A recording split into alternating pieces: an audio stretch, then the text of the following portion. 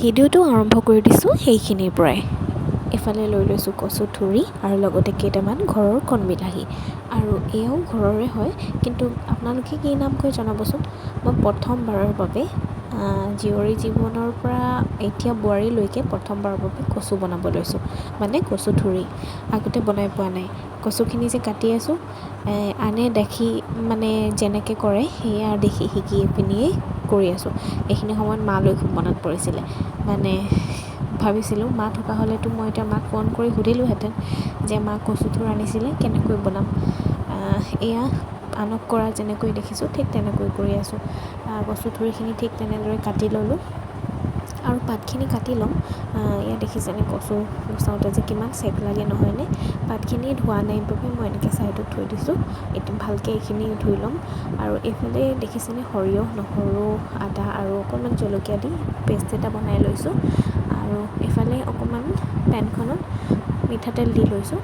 তাতে আগতে অকণমান দিয়া আছিলে, কিন্তু কম হ'ব বুলি ভাবি কচুথুৰিত অকণমান তেল অকণমান হ'লে মই ভাল পাওঁ খাই। আগতে মায়ে বনাই দেখোঁ।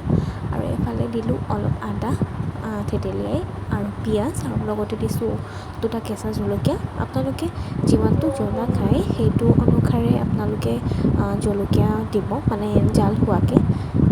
ইয়াতে এড কৰিছোঁ অকণমান হালধি গুড়ি, আৰু এইখিনি এতিয়া অকণমান ৰঙচুৱা হোৱালৈ ভাজিম। কচু পাতখিনি এনেকৈ কাটি ল'লোঁ। পিছত ভাবিছোঁ এনেকৈ কাটে নাই বাৰু, চাগে কাটে, সেইটো ভাবি এনেকৈ কাটি দিলোঁ। নাকাটিলেও পিছে মেল্ট হৈ যায় ন।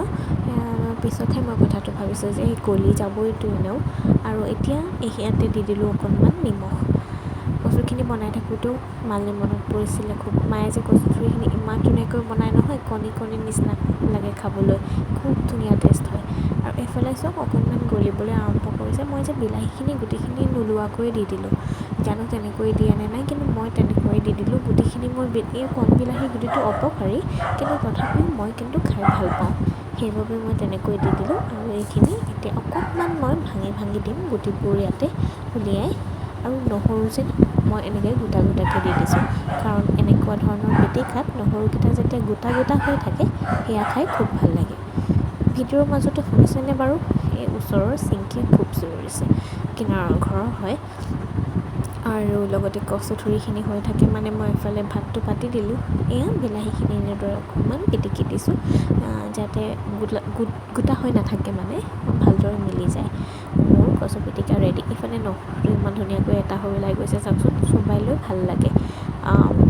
আপোনালোকে দেখি পিনি কেনেকুৱা লাগিছে জনাবচোন। কচু পিটিকাখিনি টেষ্টি হৈছে নিচিনা লাগিছেনে বাৰু দেখাত? মোৰ কিন্তু খুব ভাল লাগিল খাই, আৰু সঁচাকৈয়ে বহুত টেষ্টি হৈছিল খাবলৈ।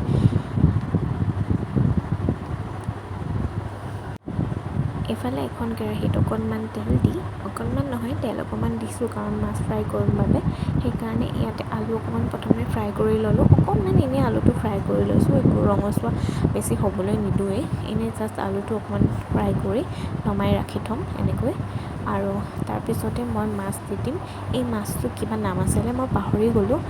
ভিডিঅ'টো মানে মই বনোৱা দিন হ'ল, আৰু মাজতে এয়া ল'ৰাটো শুই থাকোঁতেই ভিডিঅ'টোৰ মানে এডিট কৰোঁ বুলি সেয়া ভইচ কভাৰখিনি দিওঁতে সি সাৰ পাই থাকিলে। আৰু তাৰপিছতে এয়া মাছখিনি ফ্ৰাই কৰিলোঁ।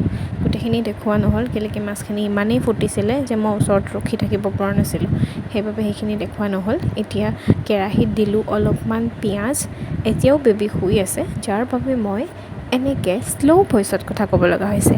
প্লিজ আপোনালোকে যদি শুনা নাপায় then please use your headphones, earphones. আৰু ইয়াতে যে যিখিনি মই সৰিয়হ পেষ্ট কৰি থৈছিলোঁ, এতিয়া মই সেইখিনি ইয়াতে এড কৰি দিলোঁ।